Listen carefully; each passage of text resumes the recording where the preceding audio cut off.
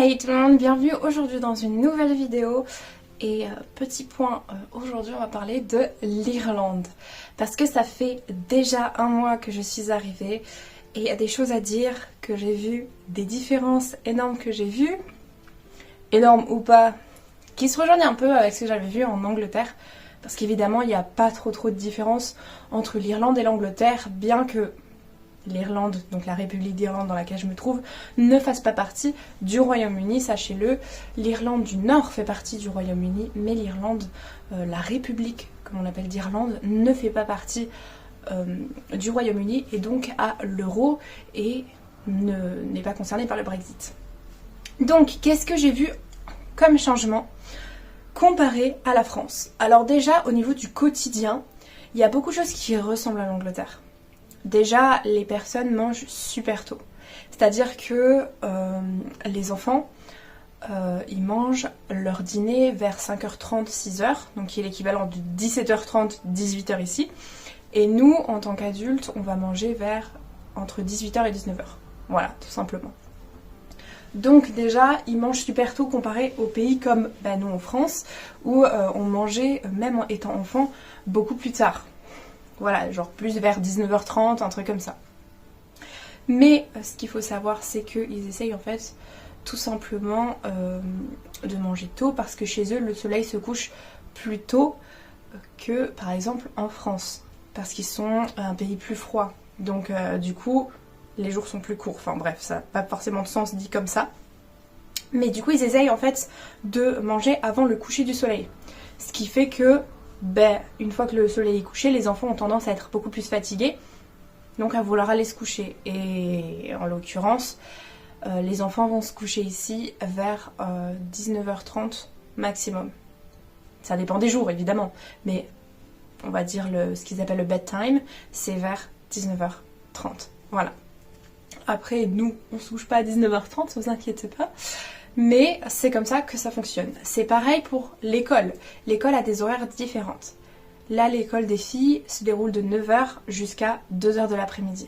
Et après ça, pas d'école du tout. Alors qu'en France, même quand on est en primaire ou qu'on est en maternelle, je sais plus du tout.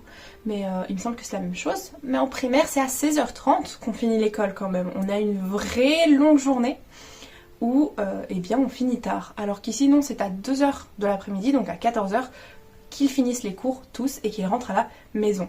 Alors généralement, c'est pour laisser le temps l'après-midi de faire des activités ou de faire du sport ou autre chose, de pouvoir jouer, parce que ce que j'aime pas du coup vraiment dans l'éducation française, c'est qu'on nous bourre un peu le cerveau, on nous fait travailler de telle heure à telle heure, et au bout d'un moment on est en surchauffe un peu, là ça ne fonctionne plus dans le petit cerveau, on n'en peut plus en fait tout simplement. Et dès le plus jeune âge, je trouve que c'est vraiment très barbare de faire ça, parce que les enfants, ils ont une routine qui est beaucoup trop lourde en fait.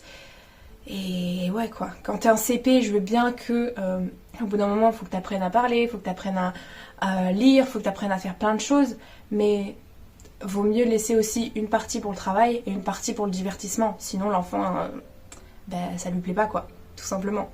Et là même ici, je le vois, les enfants sont très fatigués en rentrant de l'école, donc ils sont un peu ronchons des fois quand même.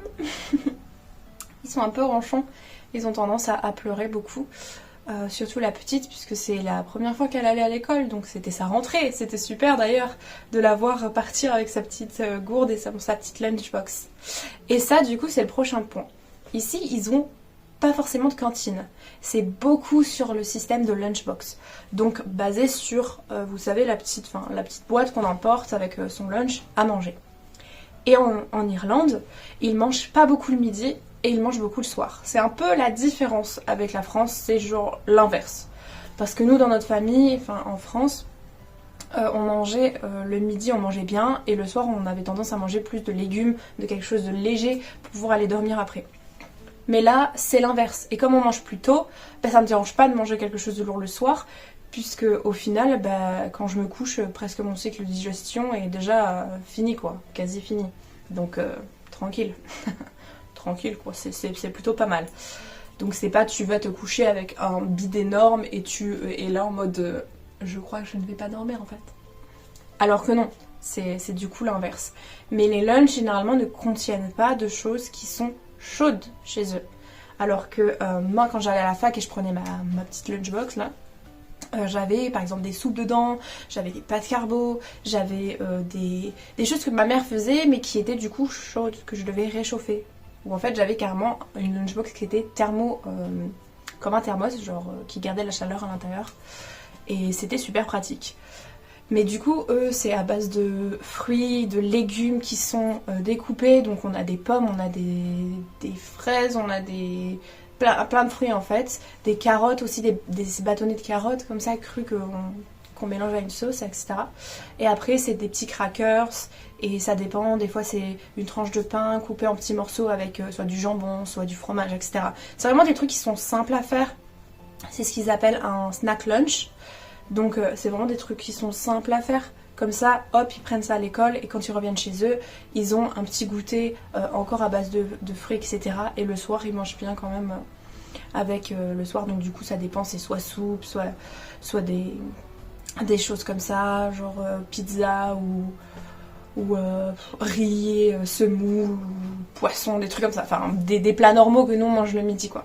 Après, comme c'est des enfants, c'est moins élaboré, on va dire. C'est des trucs plus simples, parce que les enfants aiment pas trop quand il y a beaucoup de goût des fois, je pense. Donc ensuite, ça passé, on va parler du coût des transports. Le coût des transports est super bas. Enfin, j'ai trouvé que pour prendre le train, en fait, ce qu'ils appellent le train, qui ressemble en fait à un tram métro mélangé, donc du coup ils appellent ça un train. Pour moi ça ressemble pas trop à un train, mais bon bref. Et donc chez eux c'est à peine 1 ou 2 euros le trajet, donc l'aller, peu importe où vous allez. Quand même si vous allez le plus loin ou que vous allez vers la capitale c'est un petit peu plus cher, mais sinon le prix est dérisoire, vraiment c'est genre 1 euro pour un trajet. Donc ça change vraiment des 2,50€, enfin des 2,50 livres à Londres par trajet, qui faisait vraiment mal, parce que là pour une journée on va dire, si vous faites juste aller plus retour pour rentrer chez vous, ça fait 2 euros, comparé à Londres où c'était 5 pounds pour l'aller et le retour. Il n'y a pas photo quoi. On va dire qu'au quotidien, si tous les jours on doit prendre le transport, au bout d'un moment, on voit la différence quoi. Et les bus évidemment sont beaucoup moins chers. Les bus restent à peu près à un prix fixe de 1 euro, tout simplement. Et donc après c'est comme en France, je dirais, quand on change de bus, etc. Ça ne comptabilise pas, c'est juste un changement. Donc vous avez 1 heure de battement où vous pouvez prendre tous les bus que vous souhaitez. Tout simplement. Voilà. Ensuite, on va parler des habitudes quotidienne que j'ai remarqué, notamment parce que je suis végétarienne et en France on peine en fait encore à trouver des petites choses végétariennes encore un petit peu partout, alors qu'ici c'est tellement simple et c'est presque en fait vous pouvez être, c'est pas presque, c'est vous pouvez être vegan ici et il y a tout ce qu'il faut dans les supermarchés, c'est un truc de malade. Vous avez déjà, il faut savoir qu'en Irlande la mère m'expliquait que toutes les vaches, elles étaient en plein air. Il n'y avait pas d'exploitation de vaches à l'intérieur, grosse exploitation, etc.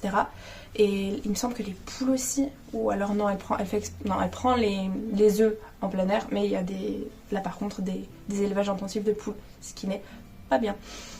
Mais en tout cas pour les vaches, elle m'a dit ouais, que c'était interdit qu'il y ait des élevages intensifs, donc du coup tout ce qui est lait, etc.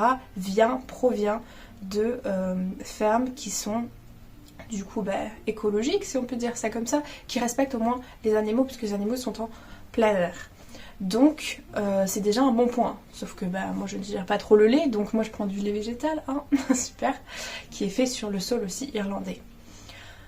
Quand vous allez dans les supermarchés, chaque petite chose qui est à l'intérieur du supermarché est étiquetée si c'est végétarien, vegan ou non. Alors qu'en France, vous devez chercher, par exemple pour les fromages, quelqu'un de végétarien normalement ne mange pas de fromage avec de la présure dedans, puisque la présure est quelque chose qui est enlevé d'un veau, enfin d'un bébé, voilà, d'un bébé vache, un veau quoi, qui est vivant et qui ça doit être prélevé en lui ouvrant le ventre. Quand il est vivant, on adore vraiment un plaisir, hein. Voilà, super, c'est super barbare quoi. Et donc, il faut chercher sur chaque fromage, c'est pas marqué si c'est végétarien ou non. Alors qu'ici, tous les fromages, tous les produits en fait qu'ils appellent le dairy, c'est les produits à base de lait, tout est étiqueté si c'est végétarien, vegan ou non. Donc ça c'est incroyable, incroyable. J'ai trouvé du parmesan végé. En fait la maman ne mange que du fromage sans présure. Donc elle a tous les fromages qu'elle a, je peux les manger. Donc on a du cheddar évidemment. Il ne jure que par le cheddar, donc le mature cheddar. Et ça ressemble pas trop au cheddar qu'on voit, le truc orange là, non c'est pas du tout ça. C'est plus un cheddar blanc. Donc ils ont ça. On a trouvé du parmesan végé. Il y a aussi il y a des alternatives aux œufs si vous êtes vegan, qui sont déjà toutes prêtes. C'est incroyable. Enfin il y a vraiment énormément. Il y a des plats végés déjà tout prêts à prendre, puisqu'on a la chance d'avoir une marque qui est localisée à Greystones. Donc si jamais vous allez en Irlande et que vous allez à Greystones, je vous conseille le restaurant Happy Pear. C'est tenu par des jumeaux, donc deux frères, et c'est un restaurant vegan végétarien, et en fait c'est incroyable comment c'est bon, et tellement qu'ils ont eu de succès, ils ont écrit des livres que vous pouvez retrouver partout, je pense sur Amazon, etc. Et aussi ils ont ouvert carrément dans un grand supermarché qu'on a nous du coup, puisque nous on est la ville à côté de Greystones, donc Bray. Après on a un supermarché donc qui s'appelle le Super Value, et à l'intérieur on a tout en fait une partie qui est la partie de Happy Pear où on a des produits de là-bas, et du coup c'est un régal à chaque fois. Je vais voir dans ce petit rayon en me disant ok, oh, ça a l'air trop bon, ça a l'air trop bon. Et la maman elle me prend des plats là-bas. Elle prend aussi ce qu'ils appellent des granola, donc c'est des sortes de muesli comme nous préparés à ce qu'ils mangent le matin avec du lait. Et c'est une tuerie, franchement je suis trop contente qu'on ait ça. C'est des alternatives incroyable, même dans les restaurants. Il y a des restaurants spéciaux qui sont véganes, qui sont végétariens, et dans chaque restaurant vous pouvez être sûr qu'il y a au moins 2 ou 3 alternatives végétariennes et véganes, au minimum vegan. Waouh. Alors qu'en France on voit il y a des restaurants qui mettent des plats végétariens, c'est en train de se faire, mais des plats véganes c'est quasi genre on n'en voit pas en fait, on n'en voit pas trop. Donc de voir ça, ça fait vraiment beaucoup de bien. Niveau éco-friendly aussi, ils sont incroyables. Parce que, ou devrais-je dire incroyaux, parce qu'en fait ils ont carrément des poubelles qui sont des poubelles de déchets alimentaires. Une fois qu'ils mettent tous leurs déchets alimentaires, donc vous allez avoir les épluchures de légumes, tous les produits qui ont tourné, par exemple vos légumes ils sont moisis, etc. Vous allez les mettre dans un sac biodégradable que vous mettez dans cette poubelle. La poubelle est marron. Et en fait, toutes les semaines, il y a les éboueurs. Alors ça aussi, petit point, les éboueurs passent 3 ou 4 fois. Donc si vous avez oublié votre poubelle, vous pouvez la mettre et ils passent 3 ou 4 fois. Je n'ai jamais vu ça en France. C'est un truc de fou. 3 ou 4 fois dans la même matinée. C'est fou ça. Enfin, j'étais là en mode waouh. Et donc du coup, tout ce qu'il y a dans cette poubelle-là va être redonné à une sorte de compost régional, et après je suppose qu'ils s'en servent pour alimenter les parcs, pour les parterres de fleurs, etc., ou qu'ils en font d'autres denrées ou je ne sais quoi. Mais en tout cas je trouve que cette alternative est incroyable. Ça évite de se dire que tu gaspilles. Quand tu gaspilles, surtout avec des enfants, les enfants mangent pas tout ce qu'on leur donne. Du coup, quand on peut les mettre là-dedans, ça me fait mal au cœur de voir que je jette ça. Mais quand je me dis que ça part dans un compost régional, je me dis waouh, là franchement, c'est une super alternative. Vraiment, pourquoi est-ce qu'on n'a pas ça en France? Pareil, ils ont du cellophane biodégradable. Je n'ai jamais vu ça. Du cellophane biodégradable. C'est incroyable. Faut avoir ça. Mais waouh, c'est le futur ici en fait, j'ai l'impression. Sinon au niveau de la température, comme vous le voyez, je suis en pull, voilà, hein. J'ai une robe dessous, etc. parce qu'on est aux alentours des 13-14 degrés, il commence à vraiment faire froid. On est on est le 14-15 septembre et il fait vraiment très froid. Donc comment vous dire que là, je commence à douiller un peu. Mais ça s'annonce aussi très très bien pour l'automne. J'adore ces petits moments où il fait vraiment frais. Je préfère quand il fait frais, quand il fait chaud d'ailleurs. Donc quand je vois mes parents qui me disent qu'il fait 35 en France ou qu'il fait 32, je suis là, bon bah écoutez, moi je suis bien avec mes 14 degrés, je vais rester en pull et à boire mes petits thés. Je vous laisse avec vous en train de cramer celui là. Ça c'est sûr que je préfère être largement ici. Avec en plus une vue sur la mer imprenable puisque c'est trop beau. Donc tout est perfecto, j'ai envie de dire, tout est parfait, tout est bien. Donc en soi, j'adore ce pays en fait. Les habitants, est-ce qu'on en parle des habitants? En fait, je pense à des points comme ça là qui viennent, mais les habitants, c'est des pépites. Chaque personne que j'ai rencontrée, que ce soit dans la rue ou autre, sont incroyablement gentilles. En France, je dis pas que toutes les personnes que tu rencontres sont méchantes. Mais les personnes, en fait, ont tendance à pas être aussi gentilles que ça. Déjà ici, ils vont pas te critiquer dans la rue comme pourraient le faire des Français en te disant oh mon Dieu, regarde comment elle est habillée, oh là, machin, t'as fait ça de pas bien ou pas bien. Enfin, en France, ça s'est déjà arrivé que j'ai des amis qui me racontent qu'en fait, elles s'étaient sorties habillées dans une certaine tenue et que des gens étaient venus leur faire la morale en leur disant que ça se fait pas de s'habiller comme ça, que telle personne allait se faire agresser parce qu'elle était habillée comme ça. Mais excuse-moi, mais on n'est pas responsable des personnes... Enfin, on s'habille comme on veut, je ne comprends pas le délire en fait. Vraiment, c'est trop bizarre. Après, par contre, en France, dès que on était perdu ou quoi que ce soit, les gens nous aidaient beaucoup. Donc ça change pas trop. Oh, est-ce que le chat va venir? Je sais pas. Ici, c'est pareil. Ici, les gens sont vraiment super gentils. Même quand je promène le chien de la famille, les propriétaires de chiens sont adorables. Parce que vous voyez, quand on a la plage, les chiens sont autorisés à aller dessus. Évidemment, ici, tout le monde ramasse les crottes de chiens. Donc on a les petits sacs verts pour ramasser les crottes de chiens partout. C'est super propre. Pour la plupart, hein, je dis, il y en a quand même qui les laissent ou quoi que ce soit. Mais pour la plupart, c'est super propre. Et quand on croise du coup un propriétaire de chien et que les chiens jouent ensemble, tout de suite les propriétaires vont faire un signe de main en vous faisant coucou, en vous disant bonjour, en venant vous parler en mode oui comment ça va aujourd'hui, etc. Comme si vous connaissiez cette personne vraiment. Et c'est super friendly en fait, c'est super gentil, ça amène de la bonne humeur, tout le monde est gentil, tout le monde sourit, c'est super, enfin franchement incroyable. Même les personnes nous disent... Vraiment, quand on marche et que par exemple il y a beaucoup trop de foule, je sais que moi, même si c'est pas moi qui suis rentrée dans la personne, je vais dire pardon. C'est un réflexe en fait. Et en France, souvent c'était mal vu, les gens disent fais attention où tu marches, blablabla. Ici les gens sont oh excuse-moi, je suis vraiment désolée, j'ai pas fait attention, etc. Les gens sont vraiment respectueux les uns envers les autres et c'est ça je trouve qui manque en France. Parce que même si j'étais à Bordeaux, c'était une grande ville, là, quand je vous parle on va dans les grandes foules en soi, c'est à Dublin, donc c'est la capitale. Et les gens sont incroyables. Je vais utiliser ce mot tout le temps. Les gens sont incroyables, ils sont trop gentils, ils sont respectueux, etc. À mon avis, si on va à Paris et qu'on se fait bousculer ou quoi par quelqu'un, peut-être qu'il y a des gens qui sont gentils, mais je pense que la plupart des gens ne disent pas genre pardon, excuse-moi quoi. Enfin, quand même, il y a des choses à apprendre quoi. En tout cas, ce pays est super, les paysages sont magnifiques, si vous me suivez sur Insta, vous voyez des fois je pose des photos, c'est trop beau. J'ai une super montagne, enfin une montagne, c'est une petite montagne colline quoi, qui est en décor de la ville, c'est ce qu'on appelle Bray Head. Je suis montée une fois dessus, on va remonter samedi avec les monstres dessus, ça va être incroyable.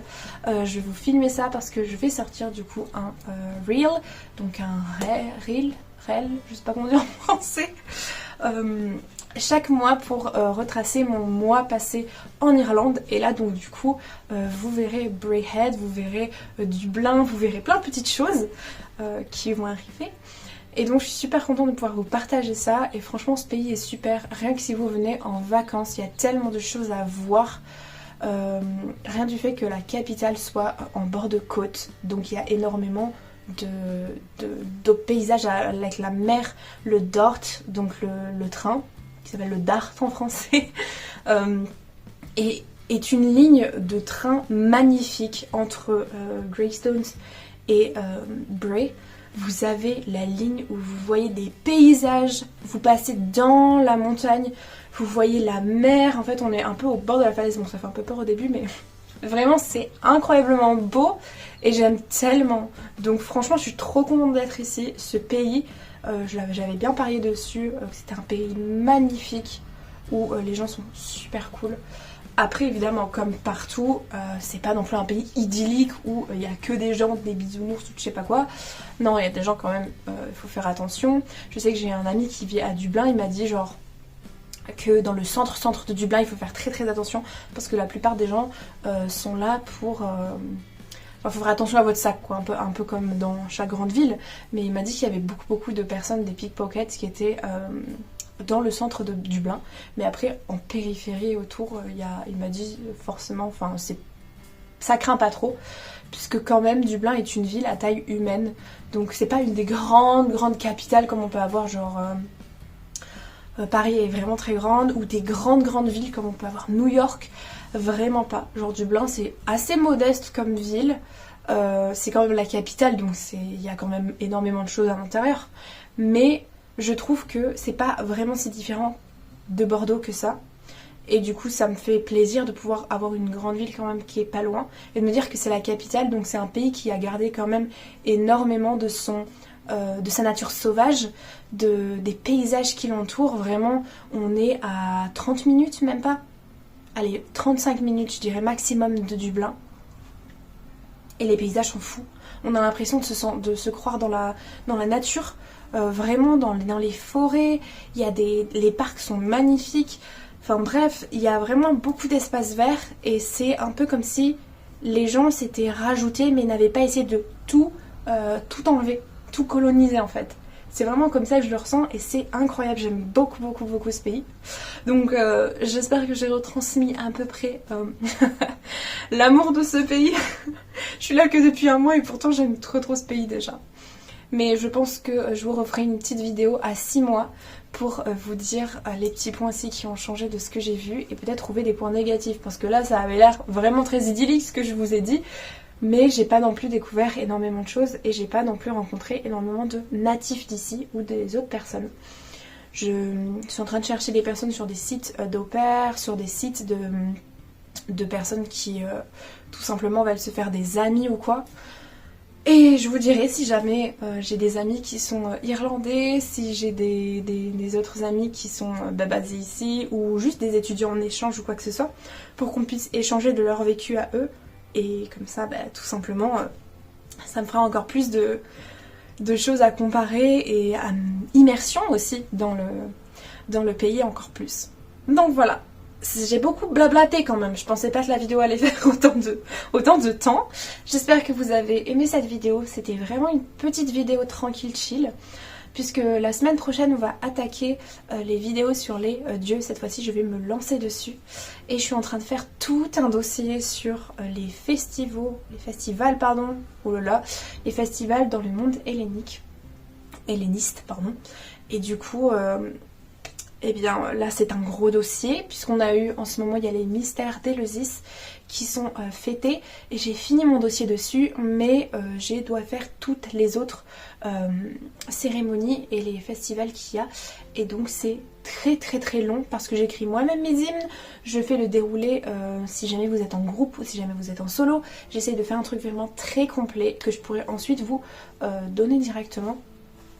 Vous mettre un lien en fait tout simplement vers la chose et comme ça tout le monde pourrait y avoir accès. Voilà. Donc moi je vais vous laisser là. Je vous fais plein de gros schmoutsous, de bisous quoi.